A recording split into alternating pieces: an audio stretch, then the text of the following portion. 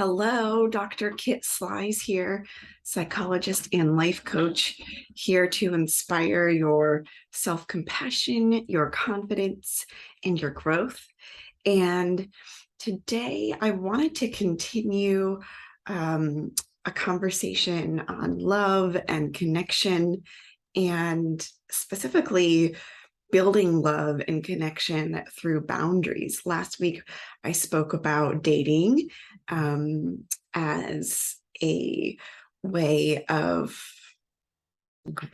growing, of internal growth that we can experience. And a theme that's just been coming up for me and for a lot of my clients is this question of connection, of showing our love, and specifically setting boundaries in the context of relationships. And what does that mean about connection and love and everything?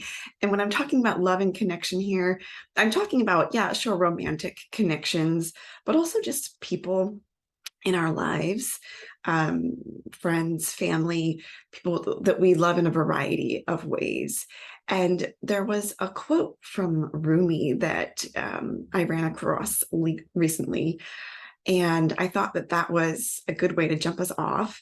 So the quote is, "Your task is not to seek for love, but merely to seek and find all the barriers within yourself that you have built against it." And I mean, the barriers within the self, that could be so many things, right? The barrier that I want to talk about today, though, is barriers to love, because we are not respecting our own needs and requests in relationships. And as a result of that, we're experiencing anger or resentment or other uncomfortable emotions in relation to another person. And so that leads me to the topic of boundaries and what a boundary is. In my mind, boundary is an act of love. And it is something that helps us remove an internal barrier to fully embracing and experiencing in a relationship. What a boundary is understanding what our own needs are and limitations. And then making sure that we communicate those limitations to other people and asking for their respect on those limitations. And when the reason why this is an act of love, and the reason why boundaries actually protect love and connection and relationships, is because when our boundaries are being respected, that's when when we're respecting other people's boundaries, okay, that's when we build mutual love, connection, and respect. But when our boundaries are being crossed, even when we haven't communicated them, okay, when our boundaries are being crossed or pushed, that's when we tend to feel anger, resentment, sadness, irritation, frustration. Okay. So boundaries protect relationships. The caveat here, though, is that there is such a thing as unhealthy boundaries. And so in that instance, an unhealthy boundary would be using a boundary as an excuse to control somebody or to violate their own requests or needs. And so an example, or like if you're having insecurities and then you're making a boundary request on that rather than doing the internal job of dealing with whatever's causing the insecurity. So an example of that would be like, let's say you are in a romantic relationship and you are feeling jealous about your partner's friendship with another person, and you ask them to not have contact with them. That might be an unhealthy boundary if there's no evidence to suggest that there's a reason to be jealous. In other words, if you know you can trust your partner, they've given you every reason that you can trust them, and that jealousy is just coming from within you internally. So that's just an example of maybe you're trying to control that other person to quell your own anxiety that comes up at feeling insecure and jealous. But on the whole, when we know our limitations and when we're not using boundaries to try to control other people, when we know that we just have certain needs and requests that don't necessarily come from a place of past wounds, that come from our healthy needs, then it is entirely appropriate and beneficial to be setting boundaries. Um, so just some examples of some boundaries, like let's say you're not a hugger or something like that, and somebody tries to hug you. A boundary there would be just, oh, hey, I'm actually not a hugger. Thanks so much for respecting that. Another example, let's say you've got a friendship or a new love interest or somebody in your life who just likes to text all day long, multiple times an hour throughout the day. And maybe you have other responsibilities that it's just not feasible for you to be texting that much, or maybe you just don't enjoy being on your phone that much, or it's just too overwhelming to have that much communication for you. Those are all healthy reasons to request that you're not texting as much. So a boundary there might sound like, oh, thanks so much for the text. I enjoy our texts throughout the day, but I don't text multiple times in the hour. So, you can expect a couple texts from me throughout the day. Thanks so much for understanding. What's another example? Okay, let's say you get invited out and you know that you are needing some more space, some downtime. Maybe you're more of an introvert, or maybe you've just had a lot of activity that week already, and you just know that for your own health and wellness, you need to not go out to this thing that you've been invited to. A boundary there is just, hey, thanks for the invitation. I won't make it this time. Have fun.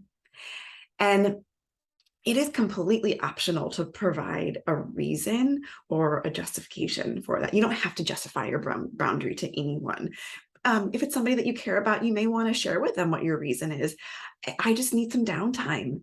That can foster connection. That's, sharing information about ourselves and our needs builds intimacy and connection. So, but again, it's not something that you have to do. If you don't feel comfortable sharing your reason, well, number one, that's some information potentially about the relationship, about not feeling comfortable.